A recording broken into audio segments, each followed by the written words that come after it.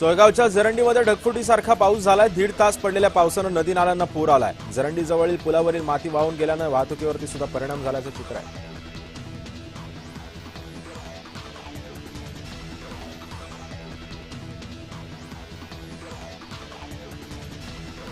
पर्यटनासाठी प्रसिद्ध असलेल्या लोणावळ्यामध्ये अखेर पावसानं दमदार हजेरी लावली आहे। पावसाच्या जोरदार पुनरागमनामुळे हॉटेल व्यवसाय, चिक्की व्यापारी आणि पर्यटनाशी संबंधित व्यावसायिकांमध्ये समाधानाचं वातावरण निर्माण झालंय।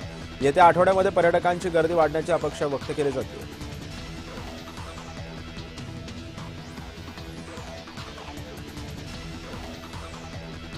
पेण तालुक्यातील कळवा गावामध्ये रस्त्यावरती पाणीच पाणी साचलंय। वेळीच नाले साफ न केल्यानं पावसाचं पाणी अखेर गावांमध्ये शिरलेलं आहे। मुंबई पुणे जुन्या मार्गांवरती दांडा फाटा इथं रस्त्यावरती झाड कोसळल्यानं काही काळ वाहतूक पूर्णपणे ठप्प झाली होती। वाहन चालकांनी या मार्गावरून जाताना सावधगिरी बाळगावी आणि शक्य असल्यास पर्यायी मार्गांचा वापर करावा असं आवाहन करण्यात आलंय।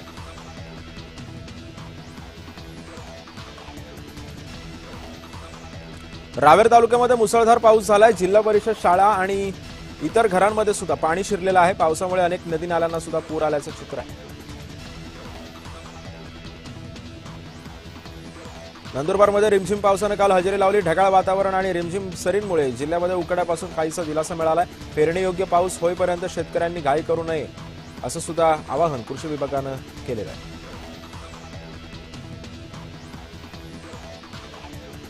छत्रपती संभाजीनगरमध्ये पावसाची दमदार हजेरी लावलेली आहे। नागरिकांची तारांबळ उडाली आहे तर बळीराजा सुखावलाय। हवामान विभागाकडून 3 दिवस येलो अलर्ट सुद्धा जारी करण्यात आलाय।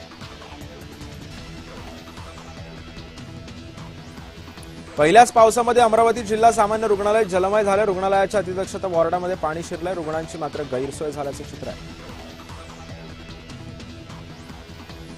अमरावती जिल्हा परिषदेमध्ये पावसाचं पाणी शिरलंय। कार्यालयाला नदीचं स्वरूप आलंय। कर्मचाऱ्यांनी तातडीनं कार्यालयीन साहित्य सुरक्षित स्थळी हलवण्यास सुरुवात केली आहे। पाऊस अत्यंत तीव्र असल्यानं पाणी थेट आतमध्ये शिरल्याचं कर्मचाऱ्यांचं म्हणणं आहे। कोकणामध्ये पुन्हा एकदा पावसानं दमदार हजेरी लावायला सुरुवात केली। पावसामुळे बळीराजा सुखावलाय। शेतकरी नांगरणी, मशागत आणि लावणीपूर्व तयारीच्या कामामध्ये व्यस्त असून ग्रामीण भागामध्ये शेती कामांची लगबगही वाढल्याचं चित्र आहे।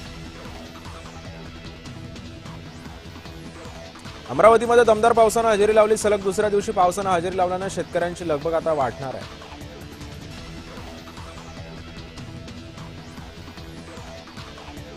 नांदगावात पहिल्याच पावसामध्ये भुयारी मार्गांवरती पाणी साचायला सुरुवात झाली। पाण्यातून मार्ग काढताना वाहन चालकांना कसरत करावी लागते।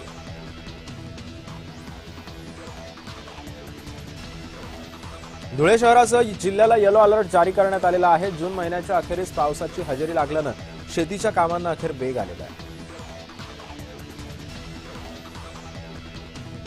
मुंबईतील साकीनाका परिसरामध्ये दुचाकी वाहून गेल्यात। मुसळधार पावसामुळे सगळीकडे पाणीच पाणी साचलंय। साताऱ्यातील पाचगणीमध्ये मोठं झाड कोसळून वाहतूक ठप्प झाली। मुसळधार पावसामुळे झाड कोसळून कार आणि दुचाकींचं मोठं नुकसान झालंय।